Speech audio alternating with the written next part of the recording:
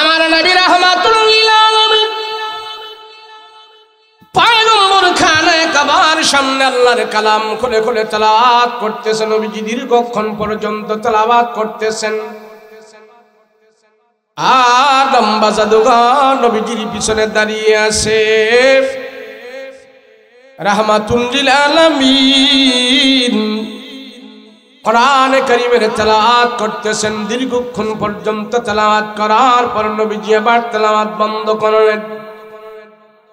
নবীজি কোরআনের তেলাওয়াত বন্ধ করে ঘাটটা ঘুরায় পিছনের দিকে তাকায় দেখলেন ওই লম্বা জাদুঘর দাঁড়িয়ে আছে। আর তার চোখের দিকে তাকায় দেখেন লম্বা জাদুঘরের চোখ থেকে পানিগুলো টপ টপ করে দুনিয়ার জমিনে পড়া আরম্ভ করে দিয়েছেন। আল্লাহর নবী ডাক দিয়া বলে, এ ভাই তুমি কান্না করো, কারণটা কি? কেন এখানে কান্না করো? তোমার চোখ থেকে পানি পড়তেছে, কারণটা কি? আমি রাসূল তোমাকে কোনো কষ্ট দিয়েছি কিনা? আমার কোনো সাহাবী তোমাকে কোনো কষ্ট দিয়েছি কিনা?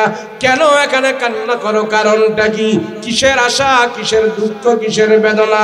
আমার কাছে বলো, কেন তুমি এখানে কান্না করো? ওই জাদুঘর শুধু কান্না করতেছে, কান্না করতেছে। রাহমাতুল লিল আলামিন বলে, ভাই কান্না করো না, কান্না করো না। আমি কোনো মানুষের চোখের পানি দেখতে পারি না। আমি রাসূল কারো চোখ থেকে পানি বের করার জন্য দুনিয়াতে আসে নাই। চোখের পানি মুছার জন্য আল্লাহ আমাকে পাঠিয়েছে। কেন কান্না করো বলো? ওই জাদুঘর আবার কান্না বন্ধ করে বলে, ও রাহমাতুল লিল আলামিন পয়গম্বর আমার, আপনি আমারে কষ্ট দেন নাই, আপনার কোন সাহাবী আমাকে কষ্ট দেয় নাই, দুনিয়ার কোন মানুষ আমাকে কষ্ট দেয় নাই। নবীজি কোনদিন আপনি আমাকে দেখেন নাই, হয়তো আমার নাম আপনি শুনেছেন। আমিও আপনার কাছে এত কাছে কোনদিন আসি নাই, আমিও আপনার নাম শুনেছি। আজকে যেহেতু আপনার কাছে আমি আসলাম, আমি আসি লক্ষ্য করে দেখলাম আপনি যে জবান দিয়া কোরআনের তেলাওয়াত করেছেন। আমি জাদুর মন্ত্র জানি, জাদুবিদ্যায় পারদর্শী, হাজার হাজার মন্ত্র আমার ভিতরে আছে। সব মন্ত্রগুলো নিয়া আপনার পিছনে দাঁড়ায় দাঁড়ায় আমি আপনার জবানের পবিত্র তেলাওয়াত গুলো আমি শুনেছি।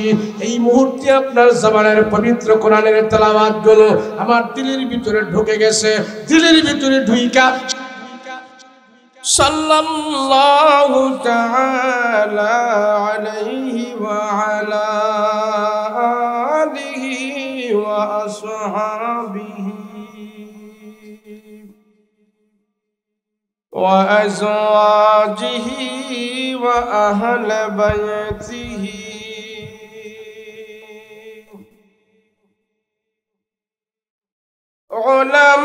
علماء أمته وفقهاء ملته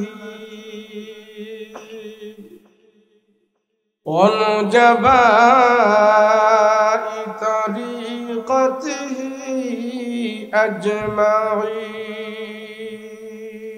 أجمعين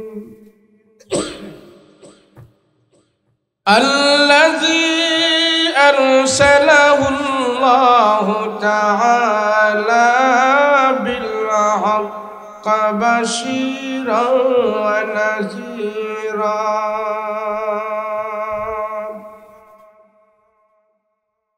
وداعيا إلى الله بإذنه وسراجا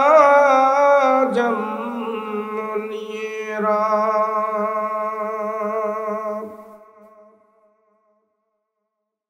أما بعد فأعوذ بالله من الشيطان الرجيم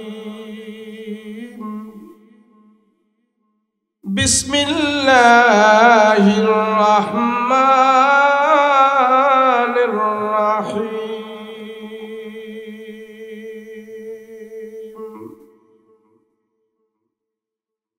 وأما من خاف مقام ربه ونهى النفس عن الهوى فإن الجنة هي المأوى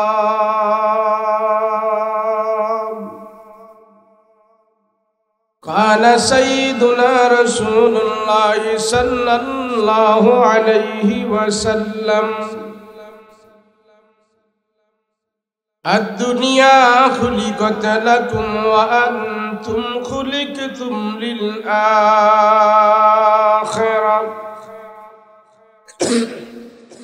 أو كما قال النبي عليه الصلاة والسلام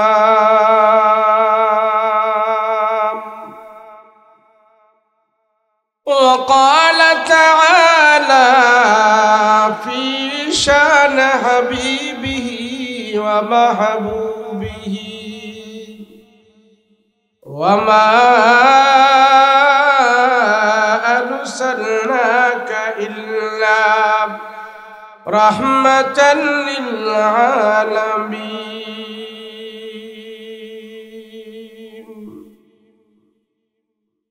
صلى الله على سيدنا ومولانا محمد وعلى آله وأصحابه أجمعين بلغ العلا بكماله كشف الدجى بجماله حسنت جميع خصاله صلوا عليه وآله لا إله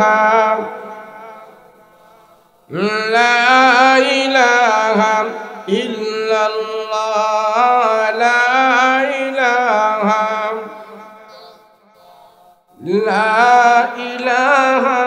إلا الله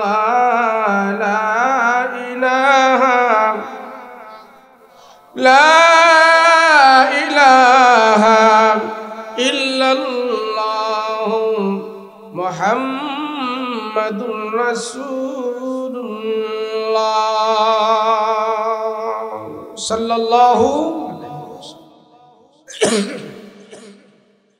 বৃন্দাবন নগর সাইফের গাঁও জামে মসজিদের উদ্যোগে ওয়াজ দোয়ার মাহফিল মোহতারাম শ্রদ্ধাভাজন সভাপতি মুআজ্জাজ মুকাররম উলামায়ে কেরাম তুলাবায়ে আযম সম্মুখপান উপবিষ্ট দিনদার মুত্তাকি পরহেজগার ভাইয়েরা পর্দার অন্তরালে অবস্থানরত আমার শ্রদ্ধেয় মা বোনেরা আল্লাহ পাকের আলিশান দরবারে কালেমাত শুকর আদায় করছি বলি আলহামদুলিল্লাহ।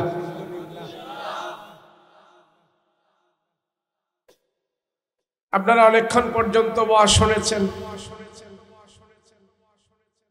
ওয়াজ শুনতে শুনতে আপনারা ক্লান্ত হয়ে গেছেন। এখন লম্বা চূড়া আলোচনার সময় নাই। লেবু একজনে এটার চিপ্পা খায়া গেছে, এখন আর একজনে যদি এটারে বেশি করে চিপে তিতে হয়ে যাবো, ঠিক না? সোহেল আহমদ মারুফি সাহেব অনেক লম্বা বয়ান করছে, টাকা টোকা কালেকশন হয়েছে আলহামদুলিল্লাহ। আমি দেখলাম আপনারা যথেষ্ট পরিমাণ অর্থনৈতিক ভাবে আপনাদের মসজিদে দান করেছেন। আপনাদের দানগুলো আল্লাহ কবুল করেন, বলেন আমিন। এই যে আপনারা বসে আছেন, এতক্ষণ বসে ছিলেন, হয়তো আর ঘন্টা খানেক সর্বোচ্চ বসে থাকবেন। কি লাভ হবে বলেন তো দেখি? মাহফিলে বসে থাকলে কোনো লাভ আছে? নেই। লাভটা কি? লাভ অনেক লাভের ভিতরে একটা লাভের কথা আমি বলি। যতক্ষণ আপনারা এখানে বসেছিলেন এবং থাকবেন, অতক্ষণ পর্যন্ত আপনাদের আমল নামায় কোনো গুনাহ হবে না। এই যে বসেছিলেন, কোনো গুনাহ হয়েছে? কথা বলা গুনাহ হয়েছে? যতক্ষণ বসেছিলেন সর্বপ্রকারের গুনাহ থেকে আপনি মুক্ত ছিলেন। কেউ 1 ঘন্টা, কেউ 2 ঘন্টা, কেউ 3 ঘন্টা, কেউ আধা ঘন্টা, যে যতটুকুন সময় এখানে ব্যয় করছেন আপনার 50, 60, 70 বছরের হায়াত থেকে আল্লাহর আদালতে আজকের এই মাহফিলের 1-2 ঘন্টা গুনাহমুক্ত হয়ে পৌঁছে গেছে। এই মুহূর্তে যদি এই মজলিসে কোনো ব্যক্তি মারা যায়, ইন্তেকাল করে, তো আল্লাহর আদালতে ফেরেশতারা যায় বলবে আপনার বান্দার মৃত্যুটা এমন এক মজলিসে হয়েছে যেই মজলিসে কোনো গুনাহ হয় নাই, গুনাহমুক্ত মজলিসে আপনার বান্দার মৃত্যু হয়েছে। আল্লাহ পাক বলবেন আমার এই বান্দাকে কবরে রাখার সাথে সাথে তার কবরটার ভিতরে জান্নাতের আলো দ্বারা ভরপুর করে দিও। আর সে যখন গুনাহমুক্ত পরিবেশে মৃত্যুবরণ করেছে, কবরের ভিতরে জাহান্নামের আযাবের ফেরেশতারা তাকে আযাব দিবে না।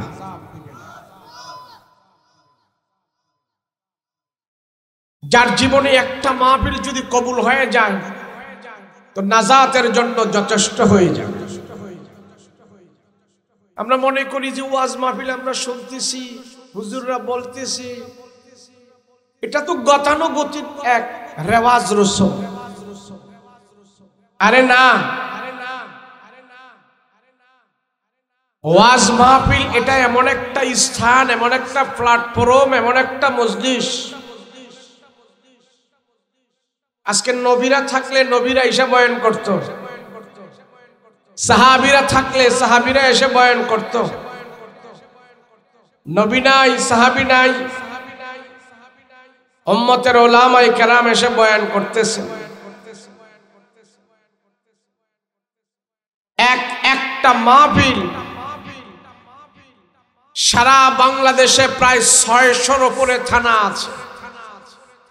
কয়শো? জোরে বলেন না কয়শো? এই 600 থানার ভিতরে একটা করে যদি মাহফিল হয় তাহলে 600 মাহফিল। কয়শো মাহফিল? 600 মাহফিলে যদি 100 করে লোক হয় তাহলে 60,000 লোক। কয় হাজার? জোরে বলেন কয় হাজার? এই ওয়াজ মাহফিলকে কেন্দ্র করে শীতের সিজনে কমসে কম, একবারে কম হলেও প্রতি রাত্রে 60,000 লোক আল্লাহর আদালতে হাত উঠে দোয়া করে বাংলার জমিন থেকে। কথা বলেন ঠিক কিনা? আমি মনে করি প্রত্যেক রাতের যে কমসে কম 60,000 লোক আল্লাহর আদালতে দোয়া করতেছে, এই বাংলাদেশের ভিতর থেকে ছোট্ট একটি দেশ থেকে 60,000 মানুষ আল্লাহর দরবারে প্রত্যেক রাত্রে দোয়া করে। এই ইমানদারের দোয়ার বদলতেই আল্লাহ পাক এই বাংলাদেশকে এখনো সুজলা সফলা সুন্দর রেখেছেন। কথা বলেন ঠিক কিনা? না হয় আমাদের এই দেশ চোরের দেশ হিসাবে খ্যাত সারা দুনিয়াতে। কি খ্যাত? চোরের দেশ হিসাবে। বাহিরের মানুষ আমাদেরকে নিয়ে অনেক ঠাট্টা বিদ্রুপ করে। বাঙালি, আলিবাবা, আলাতুল গিরগির। আলিবাবা মানে চোর, ফাঁকিবাজ। আলাতুল গিরগির মানে কাজের বেলায় ঠন ঠন, কথায় খালি ভক ভক। বিদেশের তারা আমাদেরকে এই কথা বলে।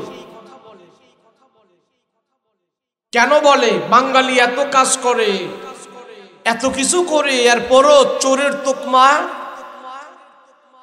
আমাদের গা থেকে আমরা বাঁচাইতে পারি না। চোর হিসাবে আমরা খ্যাত। আমরা এখানে যারা বসে আছি, আমরা যারা এখানে বসে আছি, আমরা আর কি চোর? আমরা চুরি করলে আর কি করতে পারবো? মূর্খ যদি চোর হয় তাহলে না হয় সুনামগঞ্জ সদরে যায় 200-400 টাকা পকেট মারতে পারবে, একটা 800 টাকা 400 টাকার মোবাইল চুরি করতে পারবে। এর চেয়ে বেশি তো আপনি কোনো চুরি করতে পারবেন না। কথা বলেন, পারবেন? আর যে শিক্ষিত চোর রাষ্ট্রের মূল পয়েন্টে বসে বসে, মন্ত্রণালয়ে বসে বসে কলমের খোঁচা দিয়ে এই দেশ থেকে লক্ষ লক্ষ কোটি কোটি টাকা পাচার করে বিদেশে নিয়ে গেছে। বিদেশিরা এমনি বলে না আমরা চোর। প্রত্যেক বছর সুইজারল্যান্ডে একটা ব্যাংক আছে, যেই ব্যাংকের নাম হলেন সুইস ব্যাংক। ওই সুইস ব্যাংকের ভিতরে অবৈধ যত টাকা আছে সব টাকা সেখানে জমা হয়। ওই সুইজারল্যান্ডের ব্যাংকের ভিতরে বাংলাদেশ থেকে সবচেয়ে বেশি অবৈধ টাকা সেখানে জমা হয়।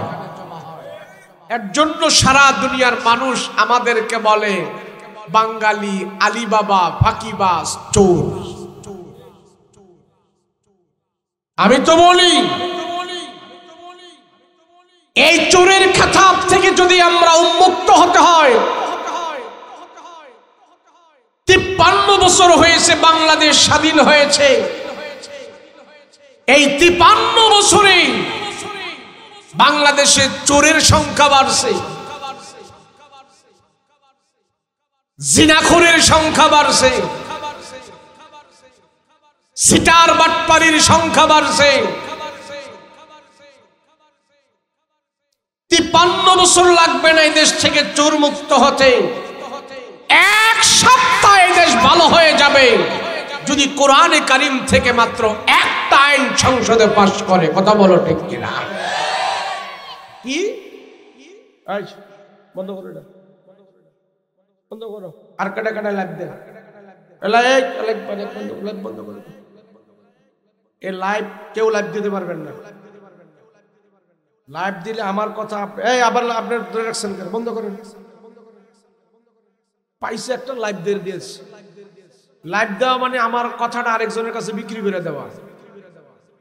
আপনি আমার তো অনুমতি নিছেন? আপনার লাইভ দিয়ে আপনার পেজটার একটু ভারী করবেন, না $2-3 ইনকাম হইব, কিন্তু বক্তারে জানে বাঁশ দিব এই খবর তো নাই। এখনো এই দেশ থেকে ইসলামের শত্রুরা, আলেম ওলামাদের শত্রুরা নির্মূল হয় নাই। এখনো এই দেশের মূল পয়েন্টে পয়েন্টে তারা ঘাপটি মেরে বসে আছে। আপনি মনে করেন না দেশ ভালো হয়ে গেছে? বহুত খারাপ লোক এখনো উৎপেতে আছে। সুযোগ পেলেই তারা আপনাকে ছবল দিবে, সুযোগ পেলেই তারা ধ্বংস করবে, সুযোগ পেলেই তারা আলেম ওলামাদেরকে ধ্বংস করবে, সুযোগ পেলেই তারা ইসলামকে ক্ষতি করবে। এই সুযোগ আমরা দিব না। রাজি আছি? আমার নিয়ত ছিল আজকে অনেক লম্বা বয়ান করব, লম্বা বয়ান করার সুযোগ নাই। আপনাকে রাস্তা দিয়ে আসতে আসতে বালা মানুষই অসুস্থ হয়ে যায়, লম্বা বয়ান করবো কেমনে? রাস্তাঘাট এমন কে আমগো দেশের রাস্তায় তো বসে বসে চা খাওয়া যায়, এত সুন্দর রাস্তা। আপনাকে রাস্তাঘাট যা দেখলাম, হায় হায়, রুগী নিয়ে যান কেমনে আপনারা এই দেশে? হ্যাঁ, মেম্বার চেয়ারম্যান নাই এদেশে? আছে আলহামদুলিল্লাহ। মেম্বার চেয়ারম্যানদেরকে যেন আল্লাহ পাক হেদায়েত দান করে, রাস্তাঘাট যেন সোজা করার তৌফিক দান করে। সারা দেশে আমরা ঘুরি, মোটামুটি অনেক উন্নয়ন হয়ে গেছে রাস্তাঘাটের ব্যাপারে। যা হয়েছে তা কইতে হবে, কিন্তু সুনামগঞ্জ সদরের ভিতরে যে এমন রাস্তা, এটা তো ভাবার কথা না। কথা বলেন ঠিক কিনা? তারপরে বোঝা গেল আপনারা যে খুব ভালো মানুষ। এতদিন যারা ছিল রাস্তাঘাটে এমন করে রাখার পরে হ্যাঁ করে কিছু কর নাই, মাইটের দেন নাই, আপনারা আপনারা ভালো মানুষ। বোঝা গেছে আমার দেশে হলে মাঠ দিত দুইটা, যেই দলেরই হোক। রাস্তাঘাট এমন কে? এটা সদরের রাস্তাঘাট কি এমন থাকে? কথা কন না, এটা সদরে না, তো নাম দিছে সদরে, কাম তো সদর না। আল্লাহ বুঝার তৌফিক দান করেন, বলেন আমিন। রাস্তাঘাটগুলো করে যেন জনগণের চলাচলে যেন সহায়তা করে দেয়। এই সমাজের রাষ্ট্রের দায়িত্বে যারা আছে আল্লাহ তাদেরকে যেন জনগণের সেবা করার তৌফিক দান করে, বলেন আমিন। আমি বলি কোরআনে কারীম থেকে শুধু একটা আয়াতের আপনি সংসদে আইন পাশ করেন, চুরি কর্ম দূরের কথা, সুনামগঞ্জ সদরের মরে মরে যদি টাকার বস্তা পড়ে থাকে, বাঁকা চোখ দিয়া টাকার বস্তার দিকে তাকাইতে কেউ সাহস পাবে না, কথা বলেন ঠিক কিনা? যারা হজ করতে গেছেন এরা দেখছেন না মক্কা মদিনায় নারী পুরুষ একসাথে তোয়াফ করে। কোন কোন বিভিন্ন দেশের মানুষ, ইন্ডিয়ার মানুষ, পাকিস্তানের মানুষ, পাকিস্তানের নারী পুরুষ, বাংলাদেশের নারী পুরুষ, আরব দেশের নারী পুরুষ, আমেরিকার নারী পুরুষ, সব দেশের নারী পুরুষ একসাথে খানায় কাবা তোয়াফ করে। একদিনও একজন পুরুষ আরেকজন নারীর দিকে লোলুপ দৃষ্টি দিতে পারে নাই, একজন নারী আরেকজন পুরুষের দিকে লোলুপ দৃষ্টি দিতে পারে নাই। খানায় কাবায় নারী পুরুষ একসাথে ঘোরাঘুরি করে, একসাথে তোয়াফ করে। কোনো একটা অকারণ সেখানে হয় না, কোনো একটা জিনা সেখানে হয় না, কোনো একটা নারীর গায়ে একজন পুরুষও সেখানে হাত দিতে পারে না। জানে যদি এখানে কোনো অকারেন্স করি ডাইরেক্ট কল্লা ফতে করে দিবি, কথা বলেন ঠিক কিনা? তদ্রূপ আমার এই বাংলাদেশে যদি একটা আইন হয়, চোর ধরা পড়ছে জেলখানায় ঢুকানোর দরকার নাই, ওটা রিমান্ডের মার দেওয়ার দরকার নাই, হাতে নাতে প্রমাণ পাওয়া গেছে, ডাইরেক্ট তারে হাত কাইটা দাও। এই হাত কাইটা সুনামগঞ্জ সদরে ঝুলাইয়া দাও, আর এখানে লেখা দাও এটা উমুক বাপের উমুক ফুলার পোলা, হ্যাঁ চুরির ধরা পড়ছে, হাত কাটা গেছে। কয়েকটা হাত সুনামগঞ্জ সদরে ঝুলাইয়া দিলে পুরো সুনামগঞ্জ সদর চোরমুক্ত হয়ে যাবে, সুনামগঞ্জ জেলা চোরমুক্ত হয়ে যাবে, কথা বলো ঠিক কিনা? কিন্তু করবো কেডা? কোন চুরি করবো? যে এই আইন করবো হ্যাঁ চিন্তা করে আমার হাত নি কাটা যায়, কথা বলেন ঠিক কিনা? আর যতদিন পর্যন্ত কোরআনের আইন না হবে ততদিন পর্যন্ত বাংলাদেশ চোরের খেতাব থেকে মুক্ত হবে না, কথা বলেন ঠিক কিনা? আপনি মনে করেন পুলিশ দিয়া, বিডিআর দিয়া, আর্মি দিয়া, র্যাব দিয়া, সীতা দিয়া, কোবরা দিয়া, রিমান্ডের মার দিয়া, জেলখানা বানায়া আপনি এই দেশ ভালো করে ফেলবেন? কখনো না, কখনো সম্ভব নয়। এই থানা হয়েছে কয় বছর হয়েছে? এই ফুলাবেন কথা কয় কাটারে, এই থানা হয়েছে কয় বছর হয়েছে? কেউ কইতারে না। হ্যাঁ 30 বছরের উপরে। আচ্ছা ধরেন না 30 বছর। সুনামগঞ্জ সদর না এটা, তাহলে 50 বছর কি 30 বছর? হ্যাঁ সদর থানা ধরেন না 50 বছর। এই 50 বছরের ভিতরে এই থানার ভিতরে একটা থানার দায়িত্বে ভারপ্রাপ্ত ওসি থাকে, সর্বোচ্চ 2 বছর ওনার মেয়াদ এখানে।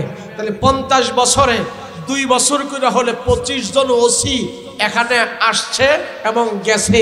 এই 50 বছরের ভিতরে 25 জন ওসিকে সরকার রেশন দিছে, বেতন দিছে, বোনাস দিছে, কত কিছু দিছে, গাড়ি দিছে, গাড়ির তেল সুদ্ধা দিছে, কোয়ার্টার দিছে। কেন দিছে?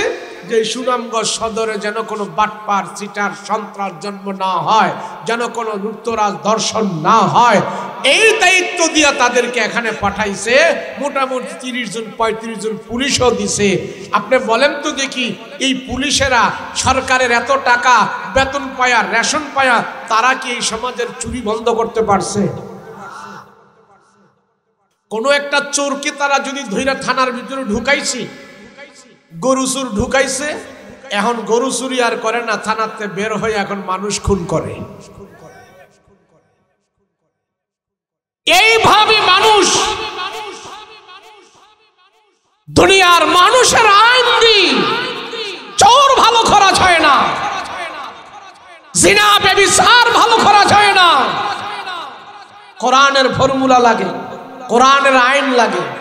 দুনিয়াতে আমরা দেখি নাই শুধু একবার যদি দেখে যেতে পারতাম যে সংসদে কোরআনের একটা আয়াতের আইন পাশ হয়েছে, এরপরে আমরা দেখতে পারতাম এই একটা আয়াতের বদলতে তামাম বাংলাদেশের সব চোরেরা ভয় পাইত, কারো টাকার দিকে কেউ নজর দিত না। কথা বলো ঠিক কিনা?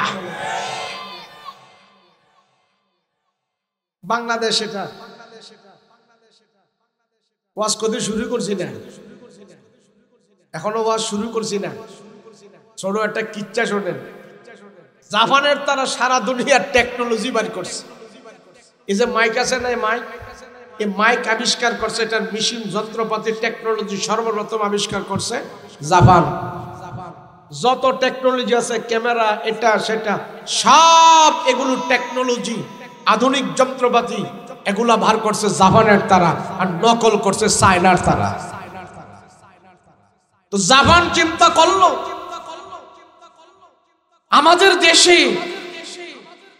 এত অত্যাধুনিক হওয়ার পর মাঝে মাঝে আমাদের দেশে চুরি হয়, তো আমরা এত কিছু বানাইছি, আমাদের দেশের আইন শৃঙ্খলা বাহিনী দিয়ে চুরি বন্ধ করা যায় না, চোর ধরার একটা মেশিন আবিষ্কার করি আমরা।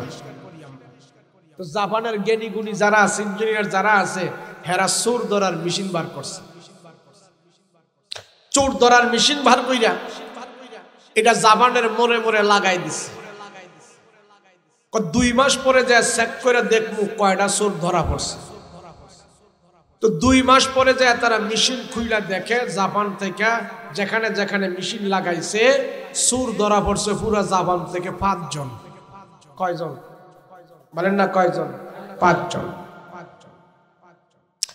আমেরিকা তারা চিন্তা করলো সারা দুনিয়াতে আমরা মাতাব্বুরি করি, আমাদের দেশেও মাঝে মাঝে চুরি হয়, আমাদের বদনাম, এই চোর ধরার টেকনোলজি মেশিন আমাদের দেশেও লাগাই। আমেরিকার হেরাও চোর ধরার মেশিন লাগাইছে মোড়ে মোড়ে। 2 মাস পরে যায় চেক করে দেখে চোর ধরা পড়ছে 20 জন। কয়জন? আবার কইেন না ওয়াজের ঘরে, হুজুর এই যে কইলেন এটা কোন কিতাবও আছে? এটা কিতাবের কথা না, এটা একটা ঘটনা। আমেরিকার তাদের পরে চিন্তা করলো সৌদি আরবের তারা, আমার দেশে মক্কা মদিনা আছে, আমার দেশে হয়তো এইভাবে চুরি হয় মাঝে মাঝে, মক্কা মদিনায় চুরি হয়ে যায়, বিভিন্ন আজনবীরা এখানে ধরা ঢুকছে, এরা এসে চুরি করে। মক্কা মদিনার গলিতে গলিতে পয়েন্টে পয়েন্টে মোড়ে মোড়ে আমরা মেশিন লাগাই। তো মেশিন লাগায়া 2 মাস পরে মেশিন দেয়, সৌদি আরবের ঊর্ধ্বতন কর্মকর্তারা চেক করে যায় দেখে চোর ধরা পড়ছে 50 জন। কয়জন? এবার পাকিস্তানের তারা কয় আমাদের দেশেও তো চোরের সংখ্যা বেশি, হেরাও এই জাপানের টেকনোলজি মেশিন লাগাইছে, মোড়ে মোড়ে লাগায়া 2 মাস পরে মেশিন খুইলা চেক করে যায় দেখে চোর ধরা পড়ছে 100। কয়শো? এবার আইছে বাংলাদেশের পালা। কোন দেশের? বাংলাদেশের ঊর্ধ্বতন কর্মকর্তারা, মন্ত্রণালয় যারা আছে, তারা কয় আমাদের বাংলাদেশ সারা দুনিয়াতে চোরের দেশ হিসাবে খ্যাত, এই চোর ধরার মেশিন আমাদের দেশে লাগাইতে হবে। চোর ধরার মেশিন হেরা লাগাইলো বাংলাদেশের ঊর্ধ্বতন কর্মকর্তারা মূল মূল পয়েন্টে, বাইতুল মোকাররম, গুলিস্তান, পল্টন, মতিঝিল, মোড়ে মোড়ে চোর ধরার মেশিন লাগাইছে। লাগায়া 2 মাস পরে গেছে চেক করতে, চোর কয়জন ধরা পড়ছে। বাংলাদেশের ঊর্ধ্বতন কর্মকর্তারা মেশিন চেক করতে যায় দেখে চোর ধরা পড়বো দূরের কথা, চোরের মেশিনটাই চুরি হইয়া গেছে। এর নাম হইল দিস ইজ বাংলাদেশ। কথা বলেন ঠিক কিনা? এদেশ আপনি পুলিশ দিয়ে ভালো করে ফেলবেন, এদেশ আপনি আর্মি দিয়ে ভালো করে ফেলবেন। আমরা মোল্লারা ভক ভক করতেছি, খালি একটা আইন করেন চোর ভালো হয়ে যাব। আমাকে কথা যতদিন না শুনবা ও চোরের খেতাব নিয়েই মরতে হবে। কথা বলো ঠিক কিনা? যাই হোক, আমি আজকে ওয়াজ করব, লম্বা আলোচনা করতাম, সংক্ষিপ্ত সময় আমি কিছু কথা বলব। এই যে আপনারা বসছেন এখানে, কেসরা কোসরা ভোলা পয়েন্ট কম, সবটি বুঝবেন, ওয়াজ সবাই বুঝবান, সব আমি দেখলাম, সব মাথা আমি দেখছি, একটাও ছোট কেসরা কেসরা ফোলা পাই নাই, সব বুঝবান ফোলা পাইনি, মুরব্বী মধ্যবয়সী, একবারে বেশি মুরব্বীও নাই, মধ্যবয়সী, ওয়াজ বুঝুন না সব শ্রোতা। ঠিক না? আপনারা সবাই বুঝেন না ওয়াজ? সবাই বুঝেন না ওয়াজ? মানে কোন তালের ওয়াজ করতাম আপনারা কত দেখি? গজল টজল শুরু করে দিব? হ্যাঁ, কোরআনে কারীমের মাহফিল যতদিন পর্যন্ত এই বাংলাদেশে কোরআনের কথা চলবে, কোরআনের কথা চলবে, কোরআনের আলোচনা চলবে, অতদিন পর্যন্ত সারা পৃথিবীর মানুষ যদি এই বাংলাদেশের বিরোধিতা করে, বাংলাদেশকে কিছুই করতে পারবে না। যত বিরোধিতা করছে বাংলাদেশে, আপনি গুগলের রিপোর্ট, গুগলের চার্জ দেন, বর্তমান ইনস্ট্যান্ট এই বাংলাদেশে 25 লক্ষের উপরে কোরআনের হাফেজ আল্লাহ তৈরি করে দিয়েছে। বর্তমানে বাংলাদেশে 25 লক্ষের উপরে কোরআনের হাফেজ, আলহামদুলিল্লাহ বলেন। সৌদি আরবে 25 লক্ষ কোরআনের হাফেজ নাই, দুবাই নাই, আমেরিকা নাই। যেই সৌদি আরবে জিব্রাইল এসে আল্লাহ রসুলের কাছে কোরআনের আয়াত পাঠিয়েছে, নবী রসুল এসেছে, সাহাবী এসেছে, সেই দেশেও 25 লক্ষ কোরআনের হাফেজ নাই। বর্তমান বাংলাদেশে 25 লক্ষের উপরে কোরআনের হাফেজ বর্তমানে আল্লাহ তৈরি করে দিয়েছে। আপনারা খুশি না বেজার? আপনারা খুশি, কিন্তু এই দেশের ভিতরে এক শ্রেণীর লোক খুশি হতে পারে না। তারা কারা? এরা হলো বিজাতীয়, ভিনদেশীয় দালাল, ইসলামের শত্রু, মুসলমানের শত্রু, কোরআন হাদিসের শত্রু। তারা খুশি হতে পারে না, কিন্তু আমরা সব ইমানদারেরা খুশি। কথা বলেন ঠিক কিনা? আল্লাহ আমাদের সবাইকে কবুল করেন, বলেন আমিন। আল্লাহ জানে মালে বরকত দাও, বলেন আমিন। আল্লাহ মাহফিল যেন কবুল করে, বলেন আমিন। আল্লাহ জানে মালে বরকত দাও, বলেন আমিন। হায়াত তৈয়বা দান করো, বলেন আমিন। রাসূল পাক সাল্লাল্লাহু আলাইহি ওয়াসাল্লাম, আমার নবী দুনিয়াতে এসে সাথে সাথে আল্লাহর কোরআনের দাওয়াত দেয় নাই। নবীজি সাথে সাথেই কালেমার দাওয়াত দেয় নাই। যেই সমাজ আল্লাহ রসুলকে দুনিয়াতে পাঠিয়েছেন, সেই সমাজের ভিতরে আমার রসুলকে 40 বছর পর্যন্ত আল্লাহ সেখানে বসবাস করিয়েছেন। 40 বছরের ভিতরে মক্কার কাফের মুশরিকেরা, বেঈমানেরা, ফাসিকেরা, যারা ইসলামের দুশমন ছিল, তারাও দেখেছে 40 বছরের ভিতরে মুহাম্মাদের জবান দিয়ে কোনো দিন মিথ্যা কথা বের হয় নাই। সুবহানাল্লাহ। শত্রু আর 40 বছর আমার রসুল তাদের মাঝে চলাফেরা করেছে, একদিনও তাদেরকে কালেমার দাওয়াতের কথা বলে নাই। কেন? আল্লাহর পক্ষ থেকে হুকুম হয় নাই, অর্ডার হয় নাই। যখন 40 বছর পার হলো, আল্লাহ নবুয়তি দিলেন। নবুয়তি দেওয়ার পর আমার রসুল শুরু করলেন কোরআনের দাওয়াত, শুরু করলেন তাওহীদের দাওয়াত, শুরু করলেন এক আল্লাহর দাওয়াত। সর্বপ্রথম 2টা পদ্ধতির মাধ্যমে আমার রসুল কোরআনের দাওয়াত শুরু করেছেন, ইসলামের দাওয়াত শুরু করেছেন। এক হইল কোরআনের তেলাওয়াত, 2 হলো কালেমার দাওয়াতের মাধ্যমে।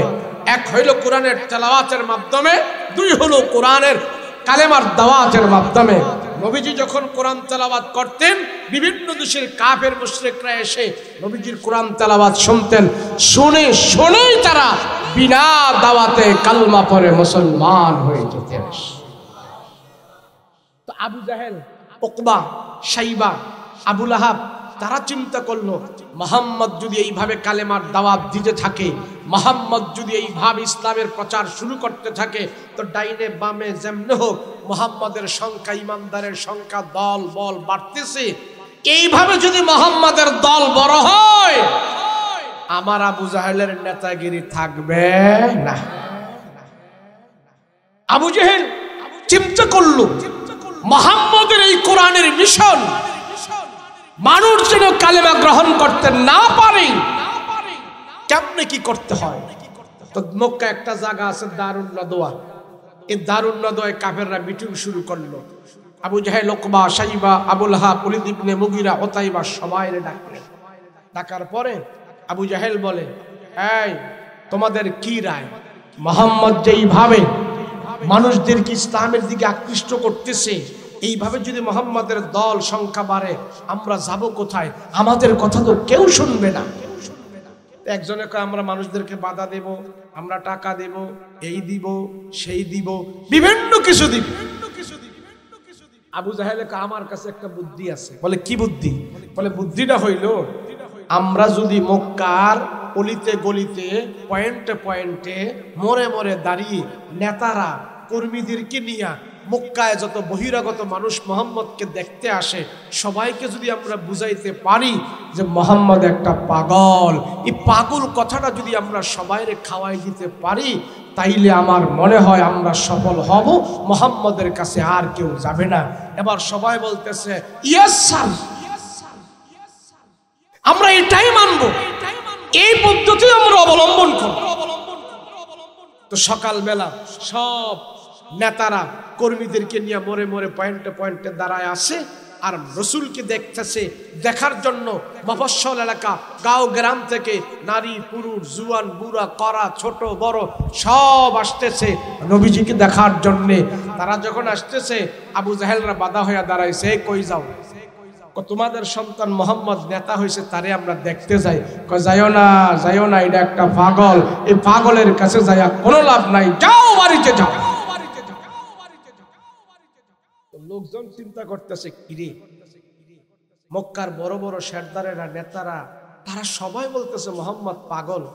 তো মানুষ চিন্তা করলো মুহাম্মদ পাগল হইল, ছোটখাটো পাগল হইব না, এটা বড় পাগল হইব। কেন? আবু জাহেল বড় নেতা, সে বলতেছে পাগল। মেম্বারে কয়, চেয়ারম্যানে কয়, হুজুরে কয়, মাস্টারে কয়, ডাক্তারে কয়, ইঞ্জিনিয়ারে কয়, সবাই যদি একটা কথা কয় সেই কথাটা কি ছোট হইতে পারে না বড় হইতে পারে? তো মক্কার বড় বড় সর্দার আবু জাহেলরা বলতেছে মুহাম্মদ পাগল। তো পাগল হইলে তো ছোটখাটো পাগল হইব না, এটা বড় পাগল হইব। আর আমরা জনগণ আসছি যেহেতু বড় একটা পাগল, এই পাগলটারে আমরা দেখাই যাবো না, দেখা যাবো না। সুবহানাল্লাহ। নেতাদেরকে বলতেছে দেন না, আমাদেরকে জায়গা দেন, আমরা দেখবো পাগলটারে, দেখবো, দেন। আবু জাহেল কারে পাগলের কাছে যায় সময় নষ্ট করে লাভ নাই, যাও। নেতারা কয় না, আমরা জনগণ কয় না আমরা পাগলটারে দেখবো। নেতাদের কথা আবার ঠিক কইরা খানায় কাবার ভিতরে সব জনগণ নারী পুরুষ ঢুইকা গেছে আমার রাসূলুল্লাহকে দেখার জন্য। সুবহানাল্লাহ। তো সবাই যায় খুঁজতেছে পাগলটা কোথায়, পাগলটা কোথায়। খুঁজতে খুঁজতে যায় দেখে আমার নবীজি আল্লাহর কালাম হাতে নিয়ে তেলাওয়াত করতেছে। নবীজি খানায় কাবার সামনে বসে বসে কোরআন তেলাওয়াত করে। নবীজির চেহারা মুবারকের আলো খানায় কাবার দেয়ালের মধ্যে যায় লেগে আছে। নবীজির চেহারা মুবারকের আলো দিয়ে পুরোটা খানায় কাবার দেয়াল আলোকিত হয়ে আছে। একে অপরের কিরে আবু জাহেলরা কইল মুহাম্মদ পাগল, কিন্তু কই মুহাম্মদ পাগল হইলে মুহাম্মদের চেহারা এত সুন্দর, পাগলের চেহারা এত সুন্দর হতে পারে না। কথা বলেন ঠিক কিনা? আরে পাগলের চেহারা তো এত সুন্দর নয়। যে পাগল হবে তার চেহারা ফ্যাকাশে থাকবে, চুলগুলো আলো জালো, জামা কাপড় ভাড়াচাটা এমন থাকবে। কিন্তু এত সুন্দর চেহারার মানুষ কেমনে পাগল হয়? এবার সব জনগণ দাঁড়িয়ে আছে। আচ্ছা দেখি মুহাম্মদ যদি পাগল হয়তো মুহাম্মদ পড়তেছে কি কোরআন হাতে, দেখি একটু পড়া শুইনা দেখি, তেলাওয়াত শুইনা দেখি। পাগল হলে তো তার তেলাওয়াতের আগাগোড়া ঠিক থাকতো না।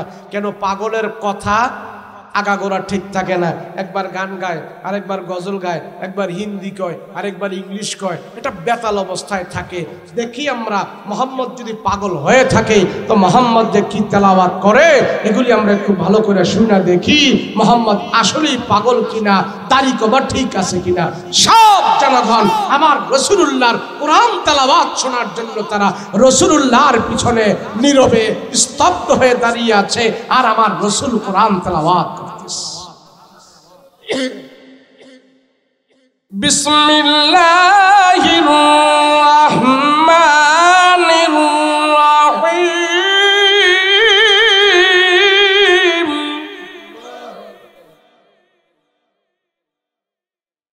আর রহমান আল্লামাল কুরআন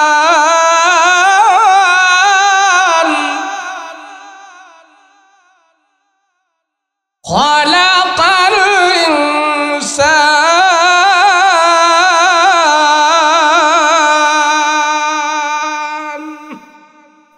নবীজি কোরআন তেলাওয়াত করে নবীজির কণ্ঠে, কত সুন্দর।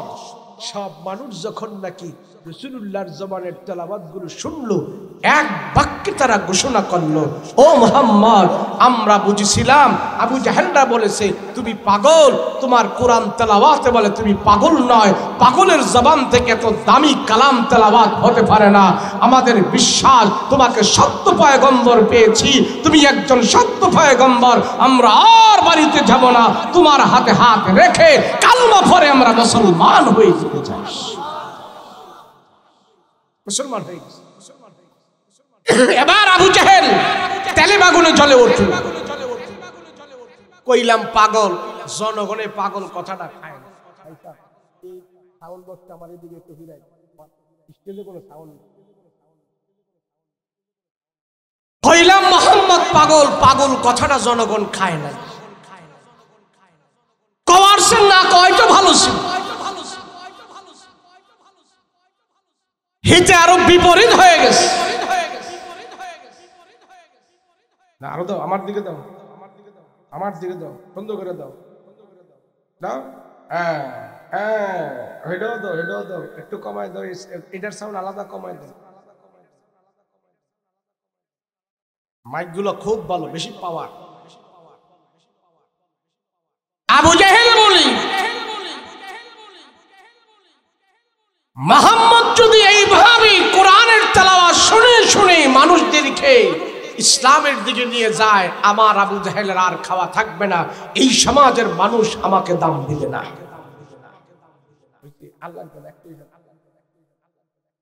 এবার আবু জাহেল এটা একটু কমাই দেন, একটু কমাই দেন।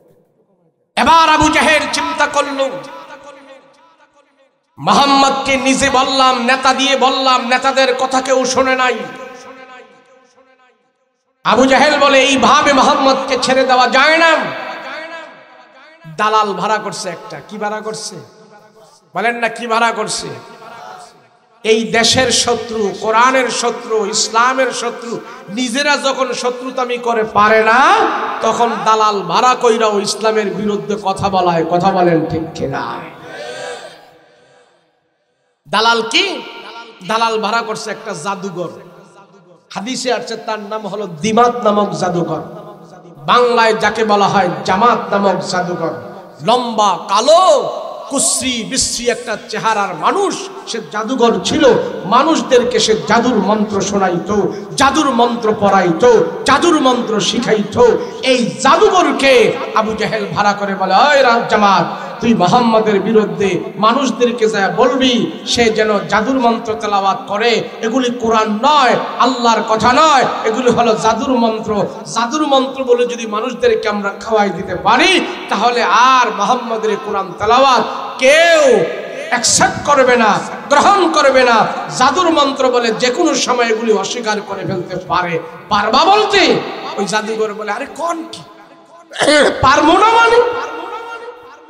আবু জাহেল তার দিনার, দিরহাম, টাকা পয়সা, আশরাফি মুদ্রা অনেকগুলো দিচ্ছে। দেওয়ার পরে এগুলি পাইয়া আস্তে আস্তে করে খানায় কাবায় গেছে। মুহাম্মদকে জাদুঘর বলবে, মানুষের সামনে প্রচার করবে। তো যাওয়ার পরে যায়া দেখে আমার নবীজি আল্লাহর কালাম হাতি নিয়ে খানায় কাবার সামনে তেলাওয়াত করতেছে। এবার জাদুঘর চিন্তা করলো, মুহাম্মদের এত কাছে কোনো দিন আসি নাই, আজকে যেহেতু আসছি, তো মুহাম্মদ যে কি তেলাওয়াত করে এগুলো একটু মনোযোগ সহকারে শুনি। শোনার পরে মুহাম্মদকে জাদুঘর বলতে আমার সুবিধা হবে। এই ভেবে সে রাসূলুল্লাহর পিছনে দাঁড়িয়ে আছে আর নবীজি লম্বা তেলাওয়াত করতেছে। আমার নবী রাহমাতুল লিল আলামিন পয়গম্বর খানে কাবার সামনে আল্লাহর কালাম খুলে খুলে তেলাওয়াত করতেছেন। নবীজি দীর্ঘক্ষণ পর্যন্ত তেলাওয়াত করতেছেন। আর লম্বা জাদুঘর নবীজির পিছনে দাঁড়িয়ে আছে রাহমাতুল লিল আলামিন কোরআনে কারীমের তেলাওয়াত করতেছেন। দীর্ঘক্ষণ পর্যন্ত তেলাওয়াত করার পর নবীজি আবার তেলাওয়াত বন্ধ করলেন। নবীজি কোরআনের তেলাওয়াত বন্ধ করে ঘাটটা ঘুরায় পিছনের দিকে তাকায় দেখলেন ওই লম্বা জাদুঘর দাঁড়িয়ে আছে। আর তার চোখের দিকে তাকায় দেখেন লম্বা জাদুঘরের চোখ থেকে পানিগুলো টপ টপ করে দুনিয়ার জমিনে পড়া আরম্ভ করে দিয়েছেন। আল্লাহর নবী ডাক দিয়া বলে, এ ভাই তুমি কান্না করো, কারণটা কি? কেন এখানে কান্না করো? তোমার চোখ থেকে পানি পড়তেছে, কারণটা কি? আমি রাসূল তোমাকে কোনো কষ্ট দিয়েছি কিনা? আমার কোন সাহাবী তোমাকে কোনো কষ্ট দিয়েছি কিনা? কেন এখানে কান্না করো? কারণটা কি? কিসের আশা, কিসের দুঃখ, কিসের বেদনা? আমার কাছে বলো, কেন তুমি এখানে কান্না করো? ওই জাদুঘর শুধু কান্না করতেছে, কান্না করতেছে। রাহমাতুল লিল আলামিন বলে, ভাই কান্না করো না, কান্না করো না। আমি কোনো মানুষের চোখের পানি দেখতে পারি না। আমি রাসূল কারো চোখ থেকে পানি বের করার জন্য দুনিয়াতে আসে নাই, চোখের পানি মুছার জন্য আল্লাহ আমাকে পাঠিয়েছে। কেন কান্না করো বলো? ওই জাদুঘর এবার কান্না বন্ধ করে বলে, ও রাহমাতুল লিল আলামিন পয়গম্বর আমার, আপনি আমারে কষ্ট দেন নাই, আপনার কোন সাহাবী আমাকে কষ্ট দেয় নাই, দুনিয়ার কোন মানুষ আমাকে কষ্ট দেয় নাই। নবীজি কোনদিন আপনি আমাকে দেখেন নাই, হয়তো আমার নাম আপনি শুনেছেন, আমিও আপনার কাছে এত কাছে কোনদিন আসি নাই, আমিও আপনার নাম শুনেছি। আজকে যেহেতু আপনার কাছে আমি আসলাম, আমি আসি লক্ষ্য করে দেখলাম আপনি যে জবান দিয়া কোরআনের তেলাওয়াত করেছেন, আমি জাদুর মন্ত্র জানি, জাদুবিদ্যায় পারদর্শী, হাজার হাজার মন্ত্র আমার ভিতরে আছে।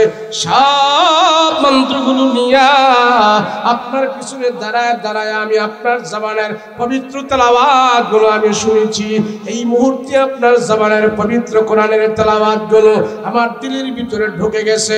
দিলের ভিতরে ঢুইকা সব কুবুরি মন্ত্রগুলো ধুইয়া মুইসা পরিষ্কার করিয়া আমার অন্তরের ভিতরে বর্তমানে কোরআনের নূর ঢুকে গেছে। জাদুর মন্ত্র সব বের করে দিয়েছি। আমি আর আবু জাহেল কুবা সাইবাদের কাছে যাব না, আপনার হাতে হাত রেখে আমি কালমা পড়ে মুসলমান হয়ে যেতে চাই। এবার রাসূল জাদুঘরকে কালেমা পড়ে মুসলমান বানাই দিছে। এই খবর আবু জাহেলের কানে গেছে। আবু জাহেল তো তেলে বাগুনে জ্বলে উঠে গেছে, হায় হায় হায় সর্বনাশ, আমাদের এত বড় জাদুঘর ফাটাইলাম, মুহাম্মদের জাদুতে আমগো জাদুঘর কাবু হইয়া গেছে, হায় হায় হায়। আবু জাহেলের মাথা নরম না গরম? বলেন না নরম না গরম? আরো গরম হয়ে গেছে। আবু জাহেল সবাইকে ডেকে বলে, শোনো, আমি আর কারো মুক্তি শুনতে চাই না, আমি আর কারো কথা শুনতে চাই না। আমি আবু জাহেল বেঁচে থাকতেই মুহাম্মদের মৃত লাশ দেখতে চাই। যার যার বাড়িতে তীর বর্ষা বললাম অস্ত্র শস্ত্র যা আছে সব কিছু নিয়ে মুহাম্মদের বাড়ি ঘেরাও করো। আমাকে যদি তোমরা নেতা মানো, সব মানুষ আমার রাসূলুল্লাহর বাড়ির চতুর্পার্শ্বে এসে তীর বর্ষা বল্লম অস্ত্র শস্ত্র নিয়ে রাতের অন্ধকারে নবীজির বাড়ি ঘেরাও দিছে। লম্বা কথা আমি সংক্ষিপ্ত করে বলছি, ঘেরাও দি আজ রাতের অন্ধকার হবে আর অতর্কিত হামলা করে মুহাম্মদকে দুনিয়ার জমিন থেকে বিদায় করে দেওয়া হবে। এটাই হলো আবু জাহেলের সিদ্ধান্ত। আবু জাহেল বারবার চেষ্টা করেছে আমার রাসূলুল্লাহকে দুনিয়া থেকে বিদায় করে দেওয়ার জন্য, শতবার চেষ্টা করো, যতবার চেষ্টা করেছে ব্যর্থ হয়েছে। আমার আল্লাহ আমার রাসূলকে সব সময় আবু জাহেলের ষড়যন্ত্র থেকে মুক্তি দিয়েছেন। সুবহানাল্লাহ। আল্লাহ আবু জাহেল তুই দোয়া করছস, মুহাম্মদের লাশ তুই জীবিত থাকতে দেখবি, আমি তোর দোয়া কবুল করেছি অর্ধেক, পুরাটা না। কোনটা না? আবু জাহেল বলছে আমার জীবদ্দশায় আমি মুহাম্মদের মৃত লাশ দেখতে চাই। নাউজুবিল্লাহ বলে, জোরে বলেন নাউজুবিল্লাহ। আবু জাহেল চিন্তা করলো মুহাম্মদের মৃত লাশ আমি দেখবো, আমি জীবিত থাকতেই মুহাম্মদের দুনিয়া থেকে বিদায় করে দিতে চাই। আল্লাহ একটা বিদায় তো করবা, আমিও তামাম দুনিয়ার মানুষের দেখাই দেব তোর লাশ, আমার রাসূলুল্লাহর লাশ পৃথিবীর কোন মানুষ দেখবে না, তোর লাশ সারা দুনিয়ার মানুষ দেখবে। কথা বলেন ঠিক কিনা? রাসূল পাক সাল্লাল্লাহু আলাইহি ওয়াসাল্লাম ঘরের ভিতরে বসে হযরত আলী রাদিয়াল্লাহু আনহুকে নিয়ে দিনের ব্যাপারে পরামর্শ করতেছে, আর ঘরের চতুর্পার্শ্বে রাত্রে তীর বর্ষা বল্ল বস্ত্র শস্ত্র নিয়ে যখন তারা উৎপেতে আছে, রাতের অন্ধকার হবে, এই অন্ধকারে মুহাম্মদকে দুনিয়ার জমিন থেকে বিদায় করে দেওয়া হবে। আল্লাহ পাক ওহী নাযিল করে জানাই দিলেন, নবীজি আমি শুধু আপনার খবর রাখি না, আপনার শত্রুদেরও খবর রাখি। সুবহানাল্লাহ। এই যারা ইসলামের বিরোধিতা করে, যারা কোরআনের বিরোধিতা করে, যারা দেশের বিরোধিতা করে, যারা মুসলমানের বিরোধিতা করে, তাদের খবর আল্লাহর কাছে আছে না নাই? জোরে বলতে হবে, আছে না নাই? আল্লাহ সব দেখতেছে। আপনি মনে করেন যারা ফেসবুক চালাও, ইন্টারনেট চালাও, খবর পেয়েছ না? আজকে 2 দিন ধরে আমেরিকার একটা শহরে আগুন ধরছে, আছে খবর আছে? এই খবর আছে? 2 দিন ধরে এখন পর্যন্ত আগুন নিভাইতে পারে নাই। প্রায় 1500 ঘর পুরে ছারখার হয়ে গেছে। আল্লাহ কয় মুসলমানদেরকে মারার জন্য তোরা অস্ত্র দিয়েছস, তগো অস্ত্র দিয়া ইসরাইল ফিলিস্তিনের নিরীহ মুসলমানদের বাড়িঘর ধ্বংস করে দিয়েছে, আর আমি আল্লাহ তোদের বাড়িঘর পুরে ছারখার করে দেব। কথা বলেন ঠিক কিনা? 2 দিন ধরে আমেরিকাতে আগুন জ্বলছে। ওই শহরে বড় বড় গায়িকা নায়িকা, সারা পৃথিবীর সুনাম সুখ্যাতি যারা অর্জন করেছে, তাদের বাড়িঘর সেখানে ছিল, সবগুলোর বাড়ি পুইরা আল্লাহ ছারখার করে দিতেছে। আগুন এখনো নিবে নাই, এখনো আগুন নিবে নাই। আল্লাহ বলে মুসলমানেরা তোমরা আমার উপরে ভরসা করো। তুমি টাউনে থাকো, চরে থাকো, শহরে থাকো, গ্রামে থাকো, বন্দরে থাকো, আমার আল্লাহর উপরে ভরসা করো। বাতিলের হুঙ্কারে তোমরা ভয় পেও না, জালিমের হুঙ্কারে তোমরা ভয় পেও না। আমি জানি তোমরা দুর্বল, তোমাদের আল্লাহ দুর্বল নয়, তোমাদেরকে দুর্বল এই জন্যই বানিয়েছি আমার আল্লাহর ক্ষমতা তোমাদের শত্রুদের উপরে প্রয়োগ করার জন্য। কথা বলেন ঠিক কিনা? ইসলামের উপরে আঘাত আসলে, আলেম ওলামার উপরে আঘাত আসলে, কোরআনের উপরে আঘাত আসলে আমরা হুজুর হেরা এত বড় দেশ, হ্যাগো লোকে আমরা কেমনে পারো হুজুর? হ্যাগো যন্ত্র বেশি, হ্যাগো অস্ত্র বেশি, হ্যাগো এই বেশি, আমগো চতুর্দিক দা তারা যদি আমগরে হই করে আমগরে সব খায়া ফেলবে। বলি কি বলি না আমরা? বলি কি বলি না? কখনো নয়। একজন ইমানদারের কাছে শত বাতিল পরাস্ত হতে বাধ্য ইনশাআল্লাহ। কথা বলা ঠিক কিনা?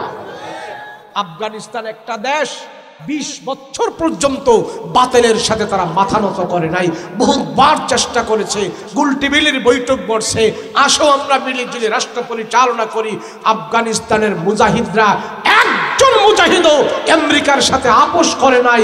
তাদের চোখের সামনে তার ভাই শহীদ হয়েছে, তার মা শহীদ হয়েছে, বাবা শহীদ হয়েছে, ভাই শহীদ হয়েছে, এরপরও তারা আমেরিকার সাথে মাথা নত করে নাই। আজকে 20 বছর পরে এসে আফগানিস্তানের অর্থনৈতিক চাকা আল্লাহ এমন ভাবে ঘুরাই দিছে, হীরার খনি, জওহারাতের খনি, মণি, মুক্তা, তেলের খনি, গ্যাসের খনি সব আল্লাহ তাদেরকে দান করেছে। বর্তমানে আমেরিকার টাকার চাইতেও আফগানিস্তানের টাকার মূল্য সারা দুনিয়াতে বেড়ে গেছে। এরা আমগো মতন আলু খাওয়া মুসলমান না, বাঙালি মুসলমান না। এরা বাতিলের সাথে আপোষ করতে জানে না, আর আমরা শুধু দালালি করতে জানি। কথা বলো ঠিক কিনা? আপনি কথা কি কম, আমগো মোল্লা গো কথা কইলে তো আমরা কুল ভাই না। আমার মতো টুপিওয়ালা, ফাগরিওয়ালা, 2তলা 3তলা টুপি, হাতে তসবিহ, খুঁজা গেলে দেখা যায় এটা খ্রিস্টান ইহুদিদের দালাল, খ্রিস্টান ইহুদিদের দালাল। এই দেশ কোন পাবলিক খারাপ করে নাই, আর খ্রিস্টান ইহুদি বিজাতিরা বড় বড় পাঞ্জাবি টুপি লেবাস লাগাইয়া আমাদের ভিতরে দালাল ঢুকাইয়া রাখছে। কথা বলেও ঠিক কিনা? জানতেন যে কোনো আলেমে যা বলবে আমরা তা শুনবো না। কথা বলেন ঠিক কিনা? আমরা তা শুনবো না। এটা তবলিগ একটা দল ছিল, তবলিগ। এই তাবলিগ একটা দল সারা দুনিয়াতে তারা কালেমার দাওয়াত দিছে, মানুষদেরকে ইমানের দাওয়াত দিছে। খ্রিস্টান ইহুদি বিজাতিরা দেখছে, ওমা রিক্সাওয়ালা, ভ্যানড্রাইভার, শ্রমিক, ডাক্তার, মাস্টার, রাজনীতিবিদ, কৃষিবিদ, চাষিবিদ যা আছে সব তাবলিগের ভিতরে গাট্টি বসকা লইয়া গিয়া হেরা দিয়ে হন এমন ভালো হয়ে যায়, এক প্লেটে খায়, সালাম দেয়, মুসাফা করে, কত নম্র ভদ্র হয়ে যায়। তারা দেখছে যে তাবলিগের ভিতরে হামায়, হ্যাঁ নামাজ পড়ে, হ্যাঁ রোজা করে, সব করে। হেরা বুদ্ধি কইরা আজকে 30 বছর ধইরা এই তাবলিগটারে নষ্ট করার জন্য ইহুদিরা সাদ নামক এই শয়তানকে কিনছে। টাকার বাট্টি গুস্তা দিয়ে এর হাত করছে, এমন ভাবে হাত করছে এখন সে ছুটতেও পারে না, ছুটলে তারে মেরে ফেলবে। এইভাবে সে বিজাতিরা ইহুদিরা আমাদের ধর্মের ভিতরে কিছু লেবাসদারি আলেম ঢুকাইয়া দিছে, তারা ইসলামকে নষ্ট করতেছে। আলহামদুলিল্লাহ, আল্লাহ পাক বলছেন হকের একটা দল থাকবে, হক একটা দল থাকবে, কিয়ামত পর্যন্ত হকের দল থাকবে। আর সেই হকের দলটা হবে সাহাবায়ে কেরামদের অনুসরণ করবে। সাহাবীদেরকে গালি দিবে না, রসুলকে গালি দিবে না, আম্বিয়াদেরকে তারা ভালোবাসবে, সাহাবীদেরকে ভালোবাসবে, সাহাবীদের ভুল ধরবে না, আম্বিয়াদের ভুল ধরবে না। আর এমন দল যারা পাইবা সেই দলকেই তোমরা অনুসরণ করবা। কথা বলো ঠিক কিনা? এমন একটা দল কিয়ামতের আগ পর্যন্ত থাকবে, হকের একটা দল থাকবে, সেই হকের দলের সাথে তোমরা থাকবা। কথা বলেন ঠিক কিনা? ওই এক লোকে কুড়াল দিয়া গাছ কাটে, গাছ কাটে না কুড়াল দিয়া, লাকড়ি ফারে না কুড়াল দিয়া, তো লাকড়ি যে ফারে ওটা তো গাছ, তো গাছে কুড়াল দেখো বাইরে, তুই যাতে উইলি লোহা, আমি উইলাম গাছ, তোর সাথে আমার সাথে কোনো জিন্সের মিল নাই, জাতের মিল নাই। কেরে ভাই তুই এমনি ভাইরা ভাইরা আমার ভিতরে আইতাছস, আমার ভিতরে ঢুকতাছস, আমারে কেরে তুই শেষ করে ফেলতাছস? তো কুড়াল দা লোহা, লোহায় কয় বাইরে আমার দোষ নাই, দেখ আমার মতার মধ্যে তোর মতন গাছ একটা লাগাই রাখছে, তরে দিয়া দিয়ে এমনি আমারে ফাটতাছে, আমারে ঢুকাইতাছে। তোর মতন যাইতে ভাই যদি আমার মাথার মধ্যে না লাগাই থাকতো, আমি নিজে ভাইরা ভাইরা তোর ভিতরে ঢুকতাম না। কথা বলেন ঠিক কিনা? ইহুদি মুশরিক তারা জানে যদি নকল টুপিওয়ালা, নকল দাড়িওয়ালা মুসলমানের ভিতরে না ঢুকায়, আমরা নিজেরা মুসলমানের ভিতরে সরাসরি ঢুকার কোনো সুযোগ নাই। কথা বলেন ঠিক কিনা? জন্য আলেম ওলামা আমাদের দেশে, যে সমস্ত আলেম ওলামারা আমাদের দেশে ইসলামের কথা বলতেছে, কোন দল হক কোন দল বেহক আপনারা বুঝবান, আপনাদেরকে এত ভাঙ্গা চুরে বোঝানোর আর দরকার নাই। কথা বলেন ঠিক কিনা? আল্লাহ আমাদের তৌফিক দান করেন, হকের সাথে থাকে, হকের সাথে থেকে যেন জীবন যাপন করতে পারে সেই তৌফিক দান করেন। বলেন আল্লাহুম্মা আমিন। সব চতুর্দিকে আমার রাসূলুল্লাহর বাড়িতে ঘাও। আল্লাহ ডাক দিয়া বলে, নবী গো ঘরের দরজাটা খোলেন না, দেখেন না বাহিরের অবস্থা তো ভালো না। তো নবীজি ঘরের দরজা খুলছে, খুইলা দেখে হায় হায় হায় হায় সর্বনাশ, আর এই শস্ত্র নিয়ে যে আমার ঘরের চতুর্পার্শ্বে দাঁড়িয়ে আছে, এটা তো আমার চাচতো ভাই, ওটা আমার বন্ধু, ওটা আমার এই, ওটা আমার এই, সব আমার রক্তের মানুষগুলো আমাকে মেরে ফেলার জন্য তারা ষড়যন্ত্র করতেছে। তো নবীজি হযরত আলী রাদিয়াল্লাহু আনহুকে সাথে নিয়ে ঘরের ভিতরে লেখালেখি করতেছে। তো লেখালেখি যে করতেছি, তো নবীজি হযরত আলীকে বলে, ভাই আলী অবস্থা তো ভালো না। তো নবীজি আল্লাহর দরবারে হাত উঠেছে, আল্লাহ আমি এখন কি করব? আমার ঘরে চতুর্পার্শ্বে মানুষ অস্ত্র শস্ত্র নিয়ে কাফেররা আমাকে মেরে ফেলবে এরকম ষড়যন্ত্র করতেছে, আমি করবোটা কি? আল্লাহ কা নবীজি আপনি শুধু একটু হরকত করবেন, নাড়াচাড়া করবেন, আর বাকি যত পানিশমেন্ট শায়েস্তা করার সব ব্যবস্থা আমি আল্লাহ পাক নিজে নিয়েছি। জোরে বলেন না সুবহানাল্লাহ। কয় কি হরকত? তো আপনি এক্ষুনি মক্কার জমিন ছেড়ে বের হন, মদিনার দিকে চলে যান। রসুলকে আল্লাহ এত তাড়াতাড়ি আমি তো প্রস্তুত, মদিনার দিকে যাব, এক্ষণে মদিনায় যদি আমি যাই তো আমি খানায় কাবা পামু কই? যেই খানায় কাবার দিকে তাকায় আমি কোরআন তেলাওয়াত করি, আল্লাহ আমার পেটে 2 দিন 3 দিন পর্যন্ত খাবার থাকে না। খানায় কাবা সামনে নিয়ে যখন নাকি আমি কোরআন তেলাওয়াত করি, এই কোরআন তেলাওয়াতের বরকতে আর খানায় কাবার বরকতে আমার পেটের 2 দিন 3 দিনের ক্ষুধা পর্যন্ত দূর হয়ে যায়। রাহমাতুল লিল আলামিন বলে আল্লাহ আমি কেমনে মদিনায় থাকবো, মদিনায় কেমনে আমি থাকবো, খানায় কাবা ছাড়া কেমনে সেখানে থাকবো। খানায় কাবা সামনে নিয়ে 1 রাকাত নামাজ পড়লে আপনি আমার 1,00,000 রাকাতের সওয়াব দান করেন। সুবহানাল্লাহ বলেন।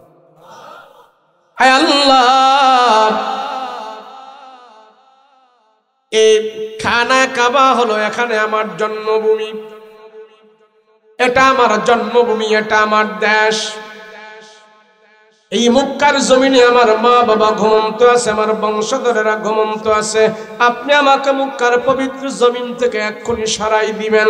আয় আল্লাহ, খানায় কাবার দিকে তাকায় তাকায় যখন আমি দোয়া করি আমার পেটের ক্ষুধা দূর হয়ে যায়। খানায় কাবার দিকে তাকায় থাকলে আমার কাফের মুশরিকদের অত্যাচার যন্ত্রণা দূর হয়ে যায়। আল্লাহ, আমি খানায় কাবা ছাড়া কেমনে থাকবো? খানায় কাবার উপরে আপনি রহমত নাজিল করেন, বরকত নাজিল করেন, সারা দুনিয়ার রহমত বরকত খানায় কাবায় নাজিল করেন। আমি যদি এখন মদিনায় চলে যাই এই রহমত থেকে আমি বঞ্চিত হয়ে যাব। আল্লাহ, আপনি অন্য কোন ব্যবস্থা করেন। আল্লাহ ডাক দিয়া বলে, ও রহমতের নবী গো, আমি আল্লাহ আপনার জন্য খানায় কাবা রহমত বানাইছি, আপনারে একবারে আমি খানায় কাবা থেকে বিদায় করব না। আবার কিছুদিন পরে আপনাকে আমি বিজয়ের মালা পরায়া আল্লাহ আমি আপনাকে সম্মানের সহিত মদিনা থেকে খানা কাবার ভিতরে ঢোকায়া দেব। কিন্তু আপনি এক্ষণে মদিনার দিকে রওনা হন। মদিনার দিকে আপনাকে পাঠায়া আপনাকে মদিনায় নিয়া মক্কার কাফির বেঈমানদেরকে আমি আল্লাহ পাক আপনার বিরুদ্ধে যারা করেছে তাদেরকে আমি শায়েস্তা করব এবং তাদেরকে উচিত জবাব আর শিক্ষা আমি দিব। বের হন আমার নবী রাহমাতুল লিল আলামিন মক্কা থেকে মদিনায় যাওয়ার জন্য পয়গম্বর রওনা দিয়েছে। মক্কা থেকে মদিনায় যাওয়ার জন্য নবীজির 4 দিন সময় লেগেছিল। হযরত আবু বকরের বাড়িতে যায় আবু বকরকে সাথে নিয়ে রওনা হইলেন মদিনার দিকে। 4 দিন সময় যখন পার হয় মদিনার জমিনে আমার রাসূল পা রাখলেন। মদিনাতে পা রাইখা আল্লাহর নবী সেখানে যখন অবস্থান করলেন দেখলেন মদিনার কিছু সংখ্যক যুবকেরা আমার পয়গম্বরের জন্য তারা সেখানে দাঁড়ায় আছে। রাহমাতুল লিল আলামিন বলে, হে মদিনার যুবকেরা, বলো বলো তোমরা এখানে কেন দাঁড়ায় আছো? সব যুবকেরা বললেন, ইয়া রাসূলুল্লাহ, মক্কা ছেড়ে আপনি মদিনার মাঝে আসবেন আমরা জেনেছি। আজ থেকে 4 দিন আগে আপনার জন্য এখানে আমরা দাঁড়ায় আছি। নবী দেখতে পাইলেন যুবকদের হাতের মধ্যে এক একটা জিনিস নিয়ে দাঁড়ানো আছে। আল্লাহর পয়গম্বর দেখলেন মদিনার কোন যুবকের হাতে দুধের পেয়ালা, কারো হাতে গোস্তের পেয়ালা, কারো হাতে গাছের তাজা খেজুর, কারো হাতে ফলের মালা, কারো হাতে ফুলের মালা। এক একটা জিনিস নিয়ে যুবকেরা মদিনার যুবকেরা আমার পয়গম্বরের জন্য এইভাবে দাঁড়িয়ে আছে।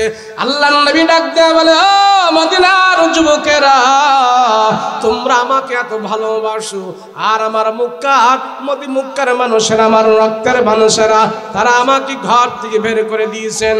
এক যুবক এসে আমার রাসূলুল্লাহর হাত ধরলেন। মদিনার যুবক রাসূলের হাত ধরিয়া তার হাত থেকে দুধের পেয়ালাটা নবীজির হাতে দিলেন।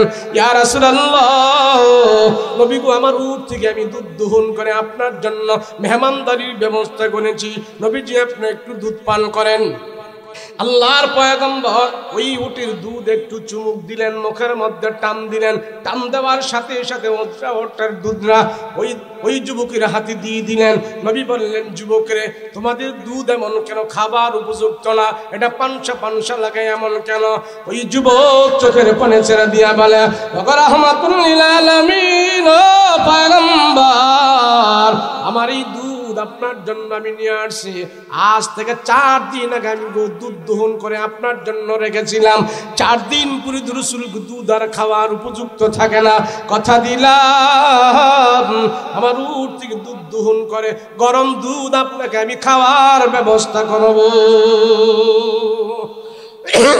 রাহমাতুল লিল আলামিন মদিনার যুবকদের ভালোবাসা দেখে পয়গম্বর আল্লাহর দরবারে হাত উঠে ডেকে বলে, ও মালিক, এই মদিনার যুবকেরা আমাকে এত ভালোবাসে, এত পছন্দ করে, আমি কি দিয়া তাদেরকে বিদায় দিব?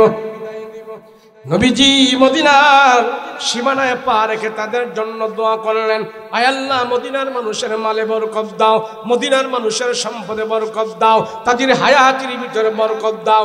নবীজি মদিনার সীমানায় পা রেখে মদিনাবাসীদের জন্য যখন দোয়া করেছে, নবীজির জন্য আল্লাহ বরকত এমন ভাবে মদিনায় চালু করে দিয়েছে, যাদের কাছে 3 মাস খেজুর আসতো, যাদের বাগানে 6 মাস খেজুর আসতো, নবীজি মদিনায় যাওয়ার পর 3 মাস আর 6 মাস খেজুর নয়, এখন 12 মাস খেজুরের ব্যবস্থা হয়ে গেছে। এখন আর কারো কাছে 3 মাস খেজুর আসে না, এখন আর কারো কাছে 6 মাস খেজুর আসে না। নবীজির বরকতে আল্লাহ 12 মাস তাদের কাছে খেজুরের ব্যবস্থা করে দিয়েছেন। সুবহানাল্লাহ। আল্লাহ ডাক দিয়া বলেন, নবীজি আপনি মদিনায় যাবেন, আমার রহমত মদিনায় যাবে। আপনি উহুদে যাবেন, আমার রহমত উহুদে যাবে, আমার বরকত উহুদে যাবে। আপনি তায়েফে যাবেন, আপনার কারণে তায়েফে বরকত যাবে। আমার রাসূল যেখানে যেখানে গেছে, আল্লাহর বরকত আল্লাহ সেখানে সেখানে দান করেছে। মদিনার সব যুবকেরা রাহমাতুল লিল আলামিনকে পাইয়া আনন্দে আত্মহারা হয়ে বলে, রাহমাতুল লিল আলামিন, পয়গম্বর আপনি মদিনায় আসছেন, আমার বাড়ির মেহমান হবেন। এক যুবক আমার নবীজির হাতে ধরে বলি, ইয়া রাসূলুল্লাহ, আমার বাবা ঘরের ভিতরে অসুস্থ মানুষ, আমার বাবা আমাকে পাঠিয়েছে আপনাকে আমাদের বাড়িতে নেওয়ার জন্য। আমার বাবা ঘরের ভিতরে বকরির গোশত পাক করে বসে আছে, আপনি না যাওয়া পর্যন্ত আমার বাবা বকরির গোশতে হাত লাগাবে না। নবী গো, আপনি আমাদের বাড়িতে আসেন, আপনি আমাদের মেহমান হবেন। আর এক যুবক এসে বলে, ইয়া রাসূলুল্লাহ, আমার মা ঘরের ভিতরে সুন্দর একটা চাদর বিছায় রাখছে আপনার জন্য, রাসূল গো আপনি আমাদের বাড়ির পহেলা মেহমান হবেন। আর এক যুবক এসে বলে, ইয়া রাসূলুল্লাহ, আজকে পহেলা মেহমান আমাদের বাড়িতে বানাইতে চাই, ওই তো পাহাড়ের উপরে আমাদের বাড়ি। ইয়া রাসূলুল্লাহ, ইয়া হাবিবাল্লাহ, রহমতের নবী, ওই তো ডান দিকে আমাদের বাড়ি, ওই তো বাম দিকে আমাদের বাড়ি। মদিনার যুবকেরা আমার রাসূলকে নিয়ে কারাকারি লাগে, কে প্রথম মেহমান বানাবে? রাহমাতুল লিল আলামিন চিন্তা করলেন, আমি রাসূল যদি ইচ্ছা করে কোন যুবকের বাড়ির মেহমান হয়, এই যুবকে খুশি হবে, আর বাকি যুবকেরা মনটা খারাপ করবে। না না, আমি রাসূল ইচ্ছা করে মদিনায় কারো মেহমান হব না, কারো বাড়িতে আমি ইচ্ছা করে মেহমান হব না। নবীজি সব যুবকদেরকে ডাক দিয়া বলে, হে যুবকেরা, আমি রাসূল ইচ্ছা করে কারো বাড়ির মেহমান হব না। আমি যে উট দিয়া মক্কা থেকে মদিনায় আসছি, ওই উটির উপরে আমি বসা থাকবো, উটটা চলতে চলতে মদিনায় যায় যার বাড়িতে বসবে, আমি রাসূল তার বাড়ির মেহমান হয়ে যাব। আমার রাসূলের কত সুন্দর ব্যবস্থাপনা, কত সুন্দর তীক্ষ্ণ বুদ্ধি। মদিনার সব মানুষ রাসূলুল্লাহকে মেহমান বানাইতে চায়, আর রাসূল বলে, আল্লাহ, আমার ঘরের মানুষগুলো, আমার বংশের মানুষগুলো আমাকে ঘর থেকে বের করে দিয়েছে, মাতৃভূমি থেকে বের করে দিয়েছে। আল্লাহ, মদিনার এই যুবকদেরকে তুমি কবুল করে নাও। বলেন আল্লাহুম্মা আমিন। রাহমাতুল লিল আলামিন বলে, হে মদিনার যুবকেরা শোনো, তোমরা সবাই আমাকে মেহমান বানাইতে যাও, আজকে পহেলা মেহমান। আমি রসুল ইচ্ছা করে যাব না, আমার উট যার বাড়িতে যা বসবে আমি রসুল তার বাড়ির মেহমান হব। নবীজি উটির উপরে বসা, আর দুই পাশে সব সাহাবীরা দাঁড়ানো আছে, উট চলতেছে, সাহাবীরাও চলতেছে, নবীজি উটের উপরে বসা আছে, সব সাহাবীরা নবীজির উপরে দুরূদ পড়তেছেন, পড়তে পড়তে উট চলতেছে, উট যায় পাহাড়ের উপরে দুতালা একটা বাড়ির সামনে, উটটা হাঁটু করে বসে গেল। রাহমাতুল্লিল আলামিন উটের লাগাম ধরে টান দেয়, উট উঠে না, উট উঠে না, হাঁটু করে বসে গেছে। নবীজি বুঝতে পারলেন এই বাড়িতে উটটা বসে গেছে, আল্লাহ পাক আমাকে এই বাড়ির মেহমান বানায়া দিছে। সাহাবীরা বুঝতে পারলেন নবীর উট যেহেতু এই বাড়িতে বৈশা গেছে, রসুলকে আল্লাহ পাক এই বাড়ির মেহমান বানায়া দিছে। তো নবীজি বলতেছে বাড়িওয়ালা কে? বাড়িওয়ালা কে? বাড়ির মালিক কে? দেখতেছেন একটা মধ্যবয়সী লোক রাসূলুল্লাহর দিকে আগায় আগায় আসতেছে। নবীজি দেখেই তারে চিনে ফেলছে, ও তুমি তো আবু আইয়ুব আনসারী, তোমার বাড়ি কি এটা? বলে ইয়া রাসূলুল্লাহ এটা আমার বাড়ি। রাসূল বলে আবু আইয়ুব আল্লাহ তো বিনা দাওয়াতে তোমার বাড়ির মেহমান আমারে বানাই দিস, তুমি খুশি না বেজার? তুমি খুশি না বেজার? আবু আইয়ুব আনসারী বলে ইয়া রাসূলুল্লাহ तमाम পৃথিবীটা যদি কেউ আমাকে বিক্রি করে দেয়, আমি যদি সামাম পৃথিবীর মালিক হই, আমি এত খুশি হব না। আমার ঘরের মেহমান আমার রাসূলুল্লাহ হয়েছে, तमाम পৃথিবীর চাইতে আমি আরো বেশি খুশি হই। রাসূল আবু আইয়ুব দেখো না, মক্কা থেকে মুসলমান ভাইরা আমার সাহাবীরা তারা মেষপাল, ছাগল, বকরি, খেজুরের বাগান, দোকান পাট সব রেখে দিয়া কাফের মুশরিকদের অত্যাচার সহ্য করতে না পেরে শুধু আমার রাসূলুল্লাহর ভালোবাসায় তারা মদিনায় চলে আসছে। ও আবু আইয়ুব, তাদের পাথর খাবার দাবার যা ছিল সব শেষ হয়ে গেছে।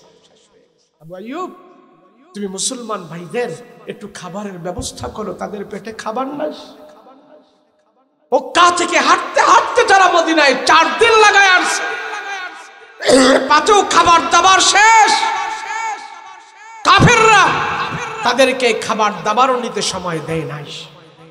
দেখো তাদের পেটের ক্ষুধা নিবারণ করো। যখন এই কথা বলছে আবু আইয়ুব আনসারী সাথে সাথে উট বকরি জবাই করা শুরু করে দিয়েছে। রুটি পাক হচ্ছে, গোস্ত পাক হচ্ছে, চুলায় ধাউ ধাউ করে আগুন ঝরছে, বিশাল বড় আয়োজন। এই আবু আইয়ুব আনসারীর বাড়ি থেকে কয়েক কিলোমিটার দূরে ইহুদিদের বড় আলেম, নাম হইল আব্দুল্লাহ ইবনে সালাম। তাওরাত, জাবুর, ইনজিল এই 3 কিতাবের হাফেজ। সে খেজুর গাছের উপরে উঠে খেজুর গাছ পরিষ্কার করতেছে, তো ওখান থেকে সে দেখতেছে আবু আইয়ুব আনসারীর বাড়ির দিকে ধোঁয়া উঠতেছে। ওই আলেম মনে করছে ও আবু আইয়ুব আনসারীর বাড়িতে মনে আগুন লেগে পুরা ছারখার হয়ে যাইতেছে।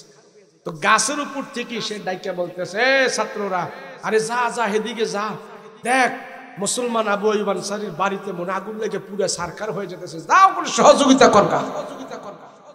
ওরা দৌড়ে আইছে, দৌড়াইতে দৌড়াইতে দৌড়াইতে দৌড়াইতে আইসা দেখে এখানে কোনো বিপদ সংকেত না, সবার মুখে হাসি আর খুশি, সবাই আনন্দ করতেছে, পাক শাক হইতেছে, চুলায় আগুন জ্বলছে।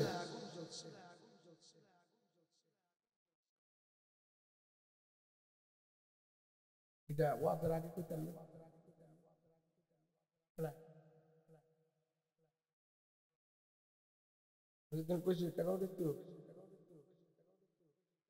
আগে কইবেন তো। যাই হোক আবু আইয়ুব আনসারী ওট বকরি জবাই করে সব সাহাবীদের জন্য খাবারের ব্যবস্থা করলো। ইহুদিরা এসে দেখলো এখানে কোনো বিপদ সংকেত নয়, সব হাসি খুশি। তো জিজ্ঞাসা করে তোমরা এখানে এত পাক শাক কেন হইতেছে, এত হাসি খুশি কে? জানো না আব্দুল্লাহর বেটা মোহাম্মদ মক্কা থেকে মদিনায় চলে আসছে, শেষ নবী, শ্রেষ্ঠ নবী, দুজাহানের নবী এই ঘরে মেহমান হয়েছে। আমরা তার আনন্দে, তার হাসিতে, তার জন্য মেহমানদারির পাক শাক এখানে করতেছি, সেই জন্য আমরা এখানে আনন্দ করতেছি। ইহুদিরা কয় মোহাম্মদ মক্কা থেকে মদিনায় চলে আইছি? বলে হ্যাঁ। আরে কই আমরা তো জানলাম না। তোমরা ইহুদি, তোমাকে জানাবো কে?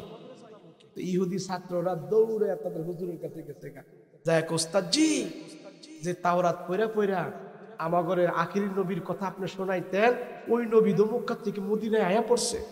ওই আলেম গাছের উপরে যখন এই কথা শুনছে, ও লাভ দিয়ে নেমে গেছে, কষ্ট না।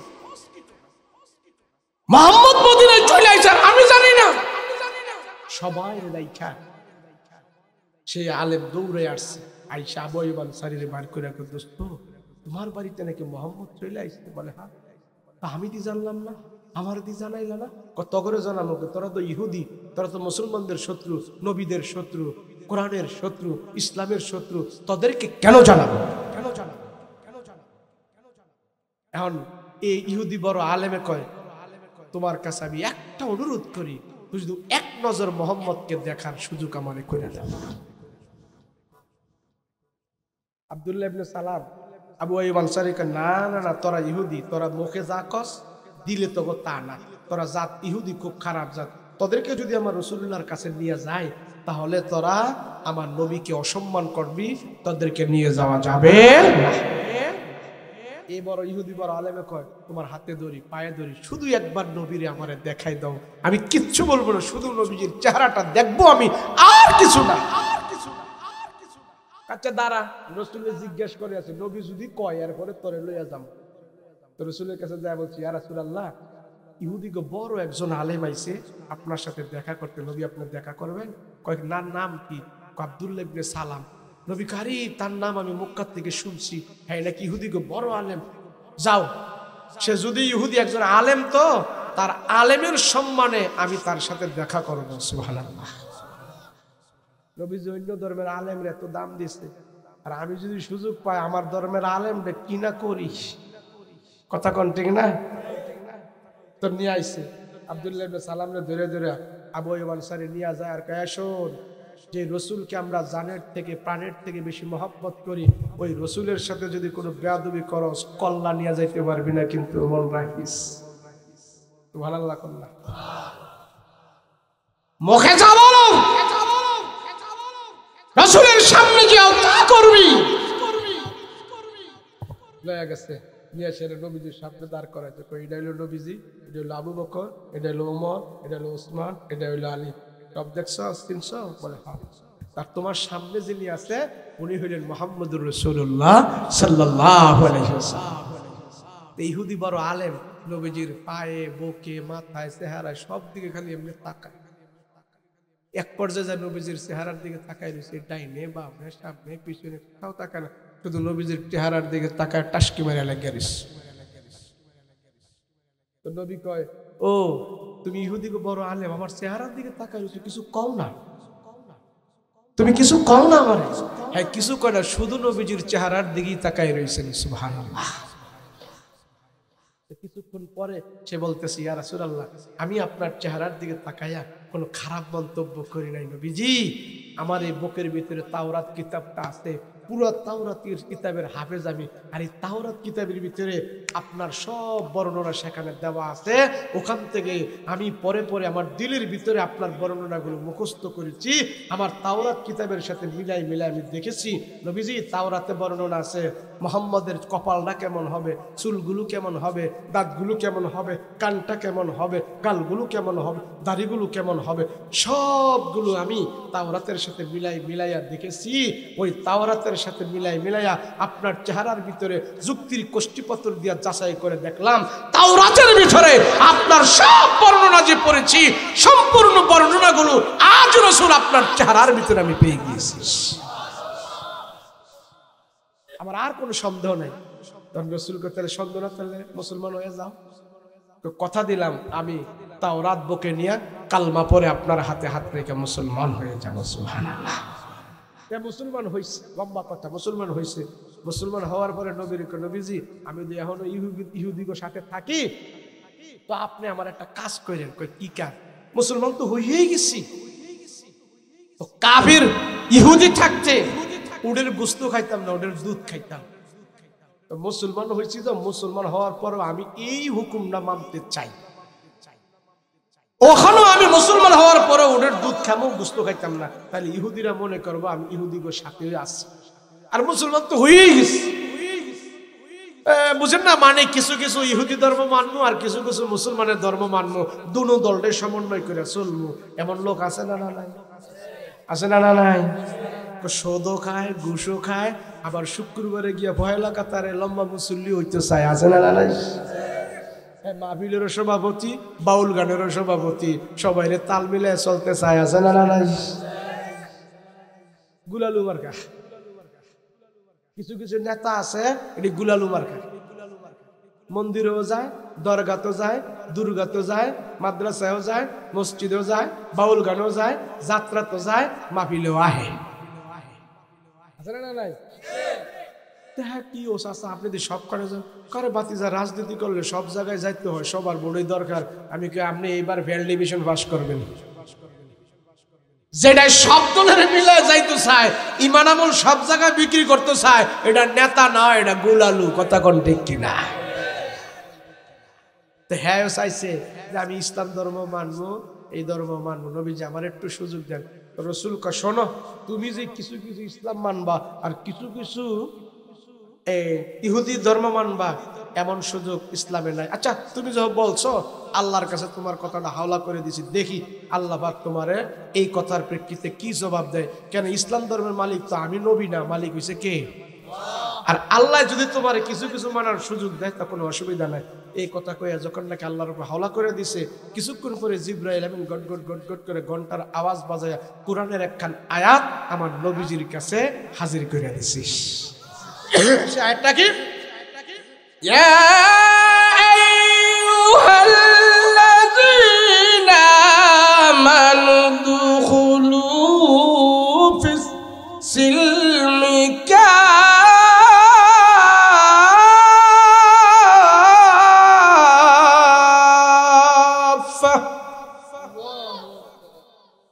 ওয়ালা তাত্তাবিউ খুতুওয়াতিশ শাইতান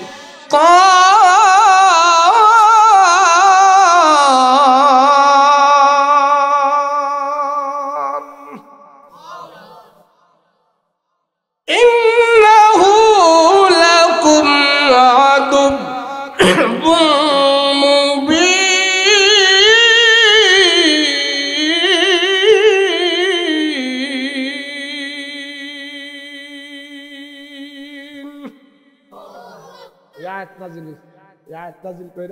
আল্লাহ জানাই দেন নবী গো, হেরে জানাই দেন এটার সারমর্ম হইল কি জানেন? নেই নাই, ব্যভিচার নাই, আছে। রসুল বলেন তিনটা অঙ্গ প্রত্যঙ্গ তুমি হেফাজত করবা, আমি রসুল তোমার জান্নাতে নেওয়ার জন্য সুপারিশ করব এবং তোমার জান্নাতে নেওয়ার জন্য আমি রসুল জামিনদার হয়ে যাব। কয়টা? সবাই বলেন কয়টা? তিনটা কাজ করলে কয়টা? এক নম্বরে চোখ, দুই নম্বরে মুখ, তিন নম্বরে লজ্জা স্থান। এই তিনটা জিনিস যদি কেউ গুনাহ থেকে হেফাজত করে, রসুল বলে তারে জান্নাতে নেওয়ার দায়িত্ব আমার। সুবহানাল্লাহ।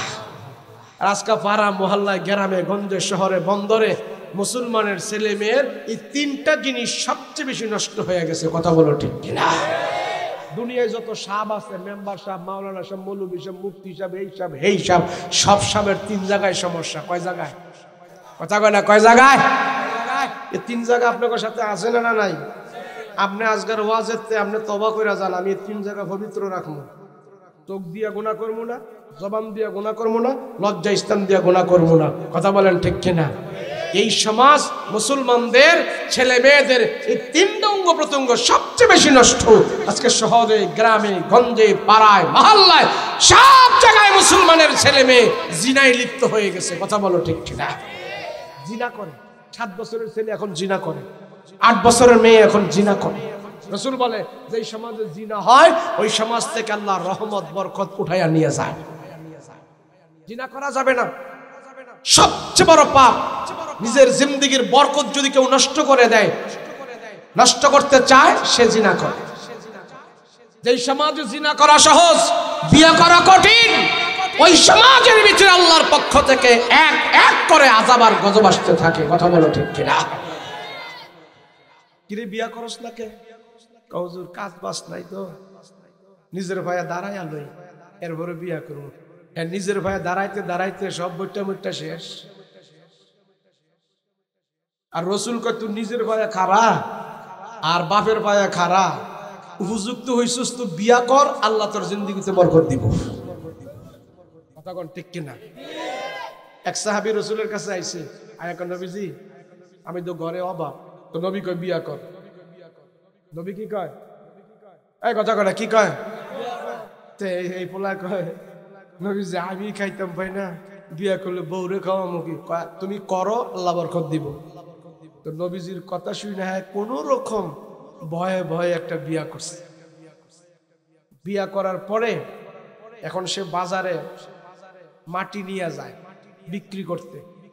এই মাটি আল্লাহ পাক তার মাটির ভিতরে সবার এমন আকর্ষণ দিয়া দিছে, এই মাটি সে ৩-৪ গুণ দামে সে বিক্রি করতে পারে।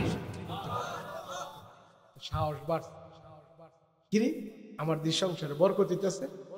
তো রসুলের কাছে গেছে, ইয়া রাসূলুল্লাহ সংসারে তো বরকত হয়, কিন্তু যেই পরিমাণ আমার টাকা টোকা দরকার নবীজি সেই পরিমাণ দামে টাকা টোকা পাইতেছি না, আমার ঘরে অভাবে লাগিয়া রয়েছে। নবী কয় আরেকটা কর।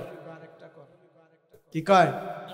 এই গল্প না নবীজির কথা, হাদিস। নবী কয় আরেকটা করো। এছাড়া তো মাথা নষ্ট। আমি খাইতে হয় না, যে বিয়া করছে বউরে খাওয়ান দিতে হয় না। নবী কয় আরেক বিয়া করতাম। যাক, নবীজির জবান দেয়া যে কথা বের হয়েছে এটা তো মিথ্যা হইতে পারে না, বরকত আল্লাহ দিবে। আরেক বিয়া করছে, আরেক বিয়া করার পরে এখন সংসারে আর বরকত শুরু হয়ে গেছে। এখন আর অভাব নাই, এখন আর কি নাই? অভাব নাই, অভাব মোচন হয়ে গেছে। বিয়া করছে, আল্লাহ বরকত দেওয়া শুরু করছে। তো নবীজির কাছে যখন গেছে, যাওয়ার পরে ইয়া রাসূলুল্লাহ আমার দিয়ে এই অবস্থা, হ্যাঁ আল্লাহ বরকত দিবে, তোমার আরো বরকত দিবে। তোমার তো এখন টাকা পয়সা আছে, কহ তাহলে এখন তুমি আরেকটা করো। হাদিসে আসছে 3টা বিয়া রাসূল তারে করাইছেন।